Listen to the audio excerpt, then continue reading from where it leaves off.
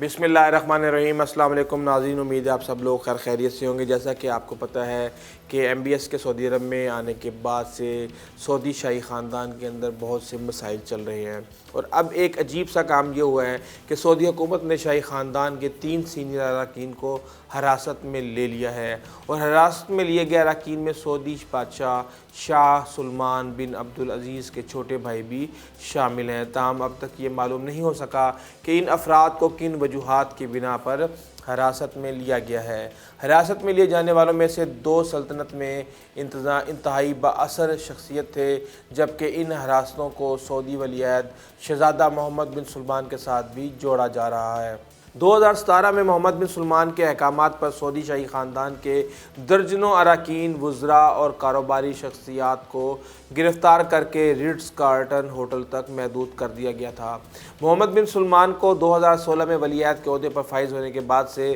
درحقیقت سلطنت کا سربراہ سمجھا جاتا ہے، اور امریکی جریدے نیو یارک ٹائمز اور وال اسٹریٹ جرنل کے مطابق یہ گرفتاریاں جمعے کی صبح کی گئی ہیں، اور حراست میں لیے جانے والے اراکین میں شاہ سلمان کے چھوٹے بھائی شہزادہ احمد بن عبدالعزیز، سابق ولی عہد محمد بن نائف اور شاہی کزن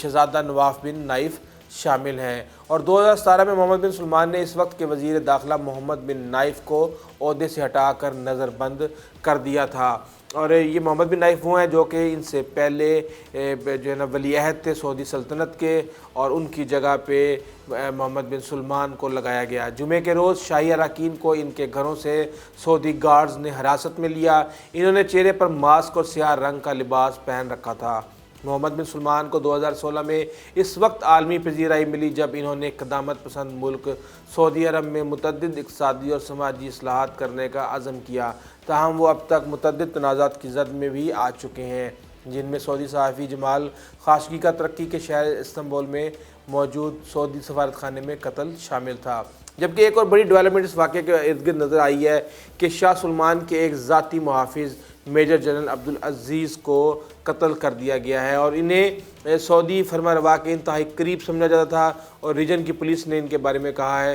کہ یہ اپنے دوست کو ملنے گئے تھے، وہاں پر ذاتی تنازع ان کا ہو گیا اور جس میں ان کو گولی مار کر ہلاک کیا گیا۔ اس واقعے پر سعودی حکام کی جانب سے مزید کوئی تبصرہ نہیں کیا جا رہا، اور میجر جنرل جو تھے وہ شاہی محل سے چند کلومیٹر کے فاصلے پر اپنے ایک دوست کے گھر گئے تھے، جہاں مبینہ طور پر ان کا اپنے دوست کے ساتھ جھگڑا ہو گیا۔ ویسے بڑی عجیب سی بات ہے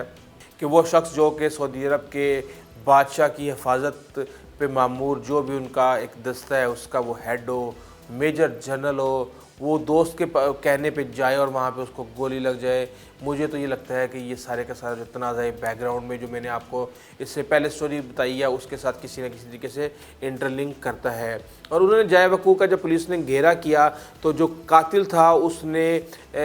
پولیس کو اپنے آپ کو پولیس کے حوالے کرنے سے انکار کر دیا، اور پھر وہاں پہ پولیس مقابلہ ہوا، اور پولیس مقابلے میں وہ بھی مارے گئے، اور کہا یہ جا رہا ہے کہ جناب یہ جو ہے نا پولیس مقابلے میں مارے گئے ہیں، ثبوت ختم ہو گئے ہیں، اب پتہ نہیں یہ کیا چکر ہے کیا ہے۔ شاہی خاندان کے وہ لوگ پکڑے گئے ہیں۔ شہزادہ نائف کے بارے میں آپ کو پتہ ہے کہ اس نے سعودی عرب کا اگلا حکمران ہونا تھا محمد بن سلمان کے بعد، محمد بن سلمان بن عبدالعزیز کے بعد،